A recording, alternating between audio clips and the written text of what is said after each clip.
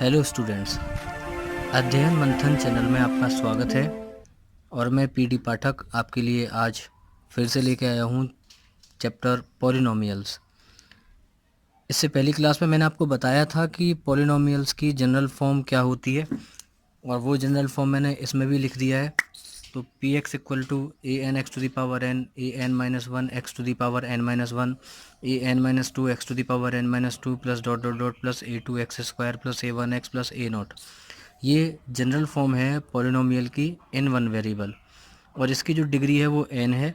यहाँ पे जितने भी ए आई हैं, A N minus one, A N minus two, A two, A one, A naught, ये सब रियल नंबर से बिलोंग करते हैं। मतलब ये सारे के सारे कांस्टेंट्स हैं। यहाँ पे जो x की हाईएस्ट पावर होगी उसका कोफिशिएंट कभी भी ज़ीरो के बराबर नहीं हो सकता।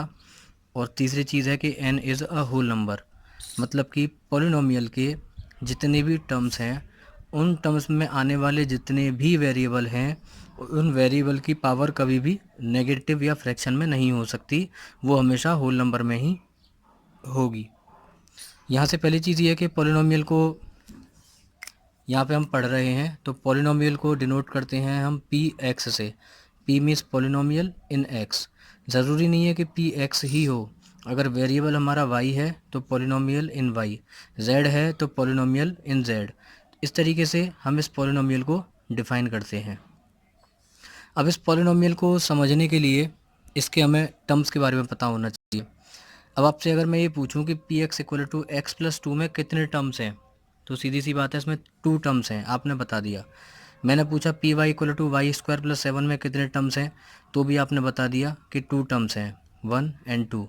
मैंने आपसे फिर पूछा कि इसमें कितने टर्म्स हैं, P x equal to two into three into seven into x into three. आप बोलोगे one two three four five, तो इसमें फाइव टर्म्स नहीं है, इसमें पूरा का पूरा सिंगल टर्म है, वन टर्म है। कैसे पता चलेगा?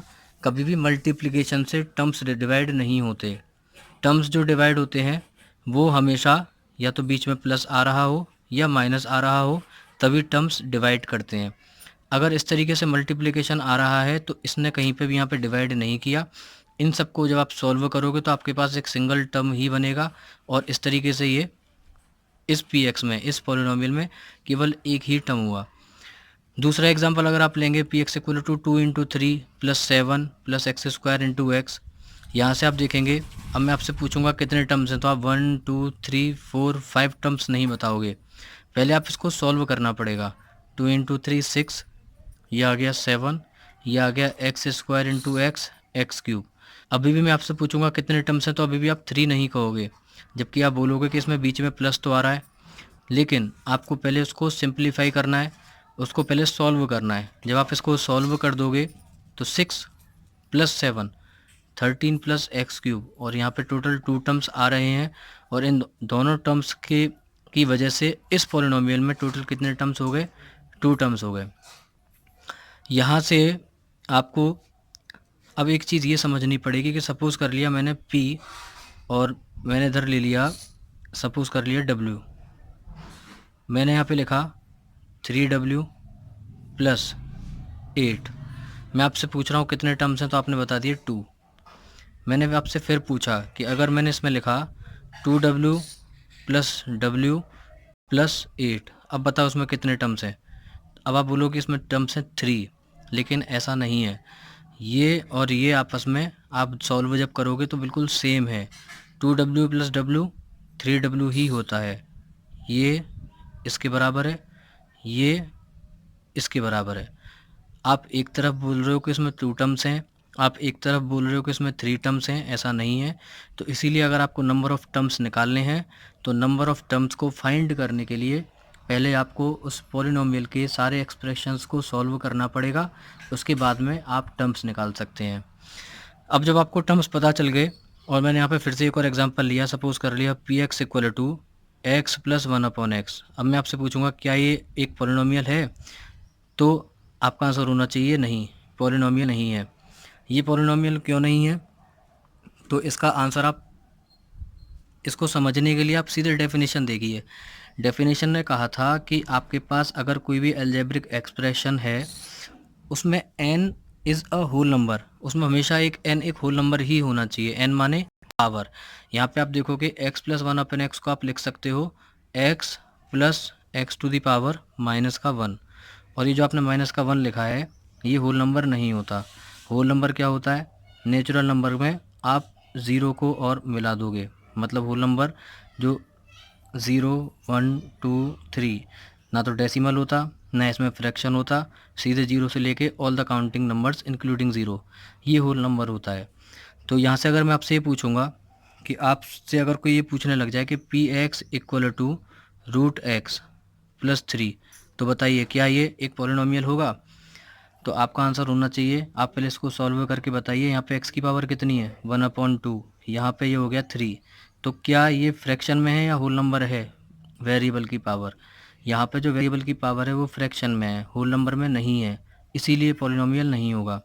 एक और एग्जांपल अगर आपने लिया P x equal to root two x plus seven, क्या ये पॉलिनोमियल है? तो यहाँ पे आप देखोगे कि टू की पावर कितनी है? 1/2, और x की पावर है 1, और प्लस 7 यहाँ पे अलग दिख रहा है। यहाँ से आपने ये देखा कि 2 टू दी पावर 1/2 है, 2 की जो पावर है वो 1/2 है, लेकिन जो वेरिएबल है उसकी पावर 1 है। पावर 1 का मतलब है कि x की, मतलब जो वेरिएबल है उसकी पावर एक होल नंबर ही है, होल नंबर से अलग हटके ना तो वो फ्रैक्शन में है ना वो नेगेटिव नंबर है, इसीलिए ये जो होगा ये पॉलिनोमियल होगा। यहाँ से आपको डिफरेंट डिफरेंट एग्जांपल्स आप फिर से देखते चलिए। अगर मैं आपसे ये कहूँ कि आपने फिर से एक और एग्जांपल ले लिया कि P x equal to, suppose कर लिया आपने लिया x to the power 1/3 plus x to the power 3 to the power 7। अब बताइए क्या ये एक पॉलिनोमियल होगा?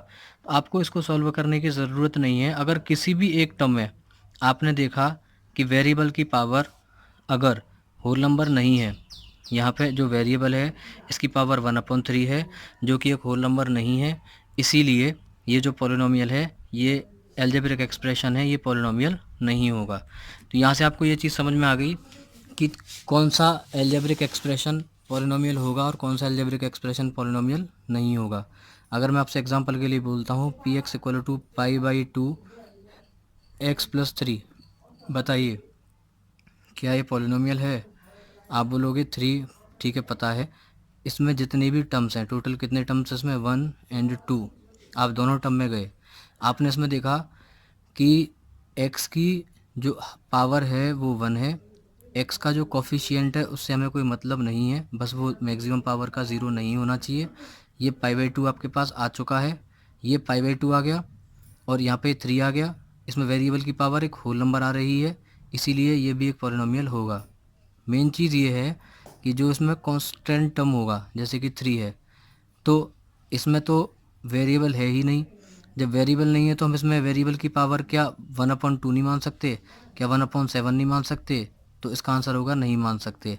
अगर आपके पास π/2 x यहाँ पर है और आपने यहाँ पे लिखा हुआ है केवल 3, तो 3 होने का मतलब क्या है? 3 × 1, मतलब कि आप इसको लिख सकते हो प्लस 3 × x⁻0। ये π/2 x तो ऐसे ही लिखा हुआ है, 3 × x⁻0 आपने लिखा, पावर आपने 0 लिखा, इसका मतलब है कि x की जो पावर है वो एक होल नंबर आ रही है। इसीलिए अगर केवल एक कांस्टेंट भी होगा, मैंने लिखा पी एक्स इक्वल टू 7, और आपसे पूछा जाए क्या ये पॉलिनोमियल है, तो ये पॉलिनोमियल होगा। क्यों होगा? क्योंकि इसमें एक टर्म है 7, और इस 7 को आप लिख सकते हो 7 × 1, और 1 को हम लिख सकते हैं 7 × x⁻0। मतलब कि इस पॉलिनोमियल में जितने भी टर्म्स आ रहे हैं उन टर्म्स में वेरिएबल की पावर एक होल नंबर ही आ रही है, इसीलिए ये एक पॉलिनोमियल होगा। अब इस पॉलिनोमियल को और ज़्यादा समझने के लिए अगर इन पॉलिनोमियल्स के टाइप्स पे जाएं, तो पॉलिनोमियल्स के टाइप्स को समझने के लिए इसमें देखिए पॉलिनोमियल्स को हम डिवाइड करते हैं ऑन द बेसिस ऑफ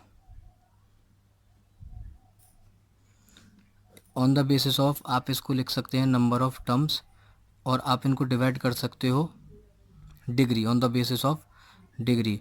अगर आपको नंबर ऑफ टर्म्स को समझना है तो नंबर ऑफ टर्म्स में आप ये देखेंगे कि अगर आपके पास में सिंगल टर्म है, अगर 1 टर्म होगा तो आप उसको मोनोमियल बोलोगे। अगर आपके पास में 2 टर्म्स हैं तो आप इसको बाइनोमियल बोलोगे। 3 टर्म्स हैं, ये पहले भी मैं आपको बता चुका हूँ, तो आप उसको ट्राइनोमियल बोलोगे। 4 टर्म्स हैं तो टेट्रानोमियल, और इस तरीके से आप इसको बढ़ते चले जाएंगे, पेंटानोमियल, हेक्सानोमियल, हेप्टा, ऑक्टा, नोना, डेका, इस तरीके से ये सारे नोमियल बढ़ते चलते हैं। On the basis of degree पे अगर हम आएँ तो पहले तो ये पता होना चाहिए कि डिग्री क्या होती है, उसको मैं आपको बताता हूँ, लेकिन उस डिग्री को समझने से पहले आप इसको देख लीजिए। सबसे पहले आपके पास होना चाहिए constant polynomial. On the basis of degree की बात चल रही है, तो कांस्टेंट पॉलिनोमियल, और आप इसको बोल सकते हैं 0 डिग्री पॉलिनोमियल, दोनों का सेम नाम है। जो कांस्टेंट पॉलिनोमियल होता है उसकी डिग्री 0 होती है। क्यों होती है पहले आपको बता चुका हूँ, फिर से बताऊँगा। दूसरा, अगर किसी की डिग्री 1 होगी तो उसको हम बोलेंगे लीनियर पॉलिनोमियल।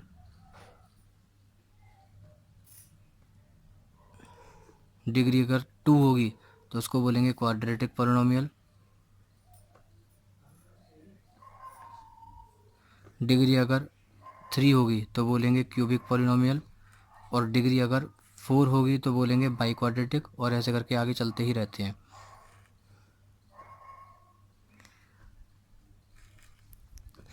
अब आपको इनके पॉलिनोमियल्स के बारे में, अब इसके डिग्री के बारे में अगर पढ़ना है तो डिग्री कैसे होगा। अगर आपने एक एग्जांपल ले लिया, पी एक्स इक्वल टू केवल 5x, इसमें कितने टर्म्स हैं, 1 टर्म है, तो ये मोनोमियल हुआ। लेकिन इसकी डिग्री कितनी होगी, इसको समझने के लिए आप इसके टर्म्स, टोटल एक ही टर्म है, तो इस एक टर्म में x की हाईएस्ट पावर कितनी है, x माने वेरिएबल की, और वेरिएबल की हाईएस्ट पावर 1 है, और अगर उसकी हाईएस्ट पावर 1 है तो उसको हम बोलेंगे लीनियर पॉलिनोमियल। लीनियर पॉलिनोमियल ये आपके पास हो गया लीनियर पॉलिनोमियल। अगर मैंने दूसरा एग्जांपल लिया, P x equal to 7x² plus 3x plus 2, इसमें टोटल 3 टर्म्स हैं, 1, 2 एंड 3। इसमें x की पावर है 0, जो कांस्टेंट टर्म होगा उसमें हमेशा x की पावर 0 होती है, क्योंकि x की पावर 0 का मतलब 1 होता है, और 2 इंटू 1 भी आप करोगे तो आपको 2 ही मिलने वाला है। तो इधर x की पावर 0, इधर x की पावर 1, इधर x की power 2, maximum power x to the power 2। तो यहाँ से आप देखोगे इसकी जो डिग्री है वो 2 हो गई, और जिसकी डिग्री 2 होती है उसको हम क्वाड्रेटिक पॉलिनोमियल बोलते हैं। On the basis of degree पे आपको यहाँ से ही पता चला कि अगर मैं इसको ऐसे डिफाइन कर दूँ, यहाँ पे मैंने इसको लिखा है डिग्री, इसकी डिग्री 0 होनी चाहिए, इसकी डिग्री 1 होनी चाहिए, इसकी डिग्री 2, अगर 3 होगी तो क्यूबिक बोलेंगे, और अगर 4 होगी तो बाई क्वाड्रेटिक बोलेंगे। इस तरह से अगर मैं आपसे एक क्वेश्चन ये पूछूं कि अगर P x equal to 5x to the power 100 plus 3, तो इसकी डिग्री कितनी है। डिग्री के लिए पहले आप देखेंगे कितने टर्म्स हैं, 2 टर्म्स, तो बाइनोमियल हो गया। उसके बाद में ये तो है x टू दी पावर 0, इधर x टू दी पावर 100, जितने भी टर्म्स हैं उसमें वेरिएबल्स की हाईएस्ट पावर 100 आ रही है, इसलिए इसकी जो डिग्री हो गई वो 100 हो गई। अगर आपको फिर से एक और एग्जांपल दिया, सपोज़ कर लिया P x equal to 7x to the power 7 plus 8 upon x. अब मैं आपसे पूछूं कि इसकी डिग्री कितनी है, तो आप इसको पहले सिंप्लीफाई कर लीजिए। आप इसको लिख सकते हो 7x to the power 7 plus 8x to the power -1। अब आपने इसमें यहाँ पे लिखा कि 1 अपॉन एक्स को आप x टू दी पावर -1 लिखोगे।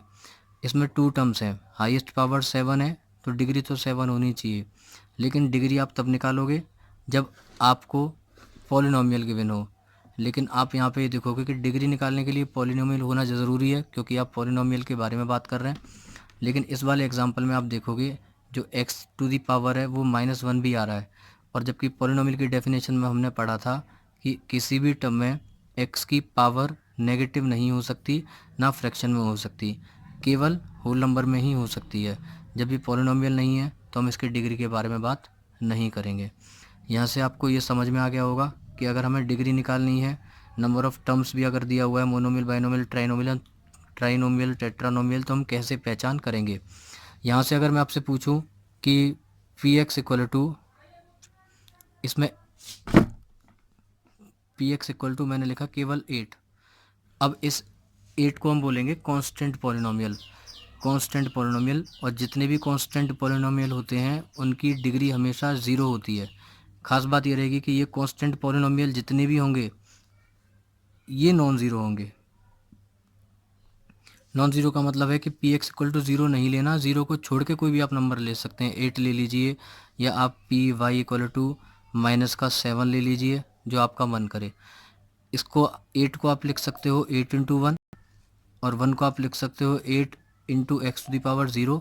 फाइनली आप देखोगे कि जो 8 की जो पावर है, जो पी एक्स में एक्स की हाईएस्ट पावर है वो 0 है, इसीलिए इसकी जो डिग्री हो गई वो 0 हो गई।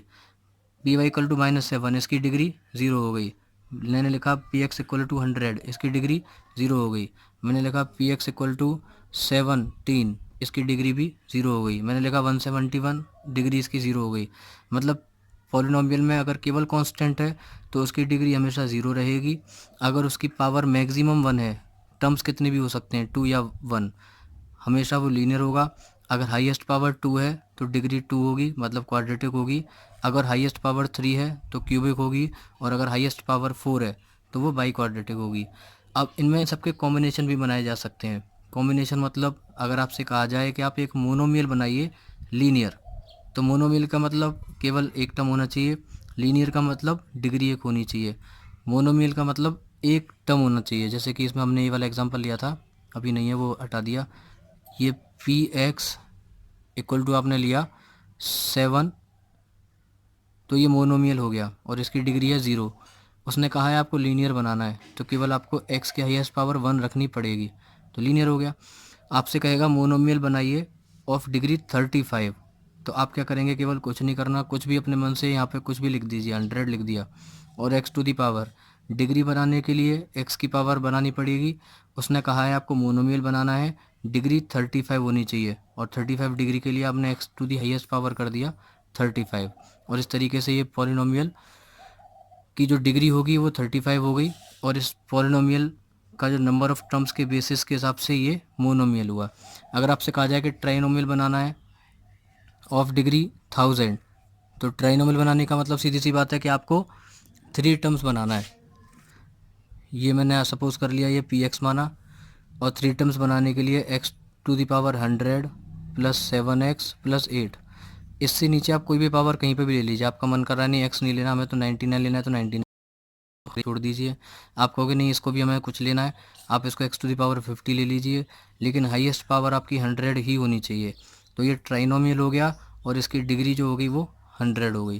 तो यहाँ से दोनों को कंबाइन करके आप कोई भी पॉलिनोमियल बना सकते हैं। Tetranomial cubic, tetranomial constant, trinomial biquadratic, binomial 100 degree, tetranomial 1000 degree. तो आप केवल इतना कॉन्सेप्ट अगर समझ जाएंगे तो आपको समझ में आ जाएगा कि पॉलिनोमियल की डिग्री और नंबर ऑफ़ टर्म्स के हिसाब से हम उनको कैसे डिफ़ाइन कर सकते हैं। अब पॉलिनोमियल्स में आप ये देखेंगे कि अगर उसकी, मैंने यहाँ पे एक एग्जांपल ले लिया, suppose P x equal to √2x plus 2√x। आपसे पूछूंगा बताइए इसकी डिग्री कितनी है। तो डिग्री पहले भी आपको बताया कि आप डिग्री तभी निकाल सकते हैं जब वो पॉलिनोमियल होगा, लेकिन यहाँ पे आप जब इसको सॉल्व करेंगे, सिंप्लीफाई करेंगे, तो √2x plus 2x to the power 1/2, ये जो 1/2 है ये होल नंबर नहीं है। जबकि पॉलिनोमियल की डेफिनेशन थी कि जितने भी पॉलिनोमियल्स के टर्म्स होंगे उन सारे टर्म्स में, किसी भी एल्जेब्रिक एक्सप्रेशन के सारे टर्म्स में वेरिएबल की पावर आपकी होल नंबर ही होनी चाहिए, लेकिन यहाँ पे पावर हो गई हाफ, जो कि होल नंबर नहीं है, तो ये पॉलिनोमियल नहीं है। अगर आपको पता करना है कि वो पॉलिनोमियल बाइनोमियल है या लीनियर है, तो पहले आप इसको ये पता करेंगे कि वो पॉलिनोमियल है भी या नहीं।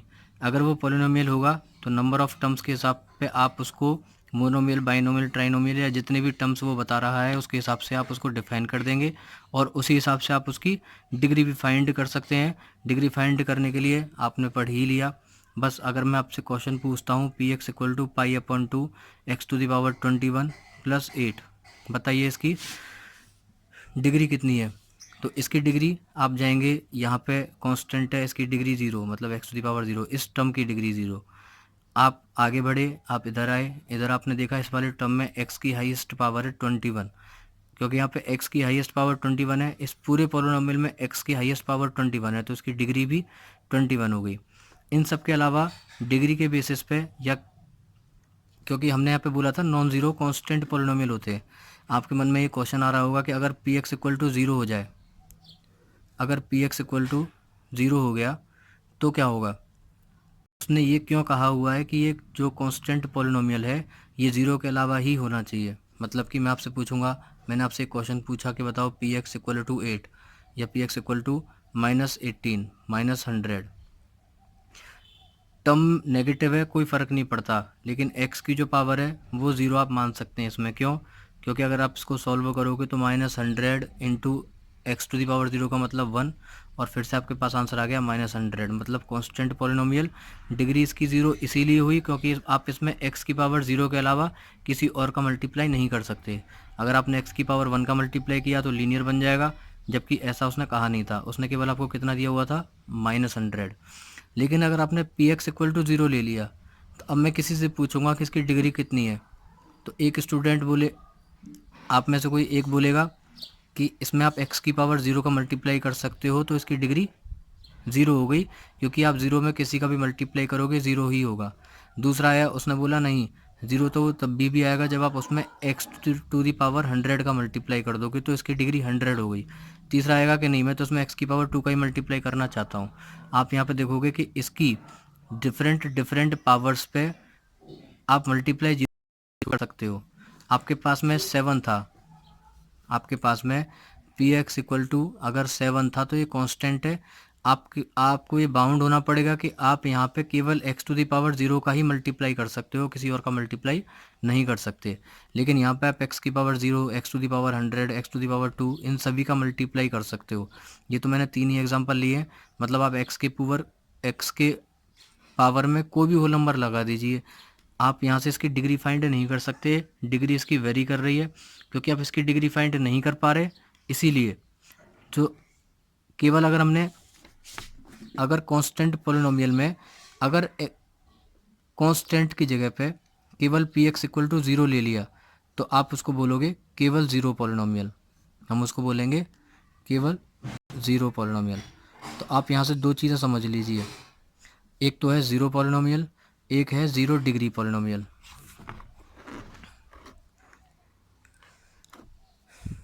यहाँ से आपको दो चीज़ें समझ में आई, एक तो आपके पास है ज़ीरो पॉलिनॉमियल और एक है ज़ीरो डिग्री पॉलिनॉमियल।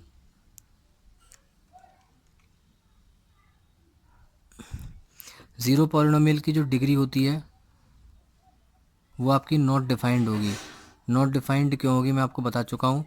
और इसमें जो पी एक्स होता है किसमें, ज़ीरो पॉलिनॉमियल में, वो होगा पी एक्स इक्वल टू हमेशा ज़ीरो के बराबर। अब इसमें ज़ीरो के बराबर होगा तो मैं आपको पहले ही बता चुका हूँ कि कोई zero into x to the power zero बोल रहा है, कोई zero into x to the power 100 बोल रहा है। जिसका जो मना रहा है वो ज़ीरो के साथ में एक्स की उतनी पावर का मल्टीप्लाई करता चल रहा है, एक सिंगल आंसर नहीं आ रहा। इसका मतलब क्या है, कितने होल नंबर होते हैं, आप इसमें zero into x to the power whole number का मल्टीप्लाई कर सकते हो, और कितने होल नंबर होते हैं, इनफाइनाइट। इसके आंसर भी इनफाइनाइट आ सकते हैं, और हम उसको सिंपल लैंग्वेज में बोलते हैं नॉट डिफाइंड। तो कुल मिला के जीरो पॉलिनॉमियल की हम डिग्री फाइंड ही नहीं कर सकते, इसलिए ज़ीरो पॉलिनॉमियल की जो डिग्री होगी वो नॉट डिफाइंड होगी। जबकि ज़ीरो डिग्री पॉलिनॉमियल तो खुद ही बता रहा है ऐसे पॉलिनॉमियल जिनकी डिग्री ज़ीरो है, और इसमें आप पी एक्स इक्वल टू कोई भी कांस्टेंट ले सकते हैं के। तो यहाँ से जो ज़ीरो पॉलिनॉमियल है,